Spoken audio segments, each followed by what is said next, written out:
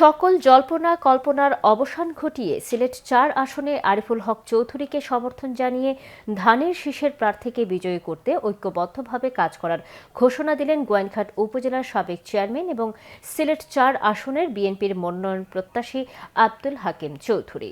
গোয়াইনঘাট উপজেলা শহীদ মিনার চত্বরে উপজেলা বিএনপি ও অঙ্গ সহযোগী সংগঠনের আয়োজনে কর্মী সভায় তিনি এই ঘোষণা দেন। শামীম হোসেনের ক্যামেরায় বিস্তারিত জানাচ্ছেন মঈনুদ্দিন মঞ্জু। আগামী জাতীয় সংসদ নির্বাচনে সিলেট-৪ আসনে ধানের শীষকে বিজয়ী করার লক্ষ্যে গোয়াইনঘাটে এক কর্মী সভা অনুষ্ঠিত হয়। সভায় ধানের শীষের বিজয়ের লক্ষ্যে আরিফুল হক চৌধুরীকে সমর্থন দেন জননেতা আব্দুল হাকিম চৌধুরী। মঙ্গলবার বিকেল ৩টায় গোয়াইনঘাট উপজেলা শহীদ মিনার চত্বরে উপজেলা বিএনপি ও অঙ্গ সহযোগী সংগঠনের আয়োজনে এই কর্মী সভা অনুষ্ঠিত হয়। অনুষ্ঠানে আরিফুল হক চৌধুরী বলেন, আমি সহ আপনারা যারা এখানে সমবেত হয়েছেন, আমরা সবাই ধানের শীষের খাদেম, এটাই আমাদের সবচেয়ে বড় পরিচয়।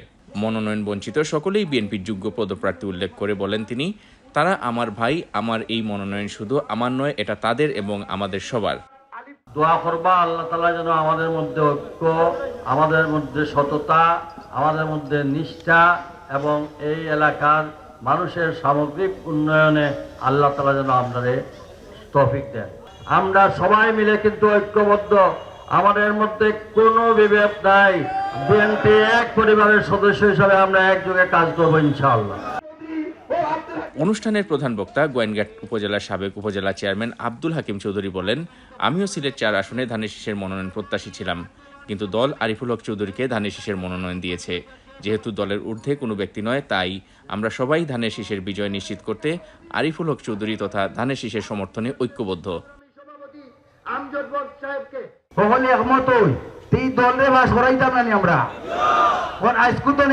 আমরা নিজের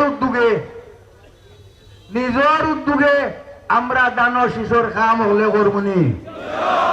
আচ্ছা, ওহন হইল আমরা দায়িত্বে কাম করিয়া আগামী 12 তারিখ দানের শীষে বিজয় করতাম, বলা নাইনি? আর আল্লাহর কাছে দোয়া করতাম, হায় আল্লাহ, আমরা তারেক রহমান সাহেবের নেতৃত্বে আমরা সরকার গঠনের তৌফিক দান করো। গোয়াইনঘাট উপজেলা বিএনপি সভাপতি মাহবুব আলমের সভাপতিত্বে এবং সাধারণ সম্পাদক জসিম উদ্দিনের পরিচালনায় এই কর্মী সভা অনুষ্ঠিত হয়। Moinuddin Manju, channel S news, Sylhet.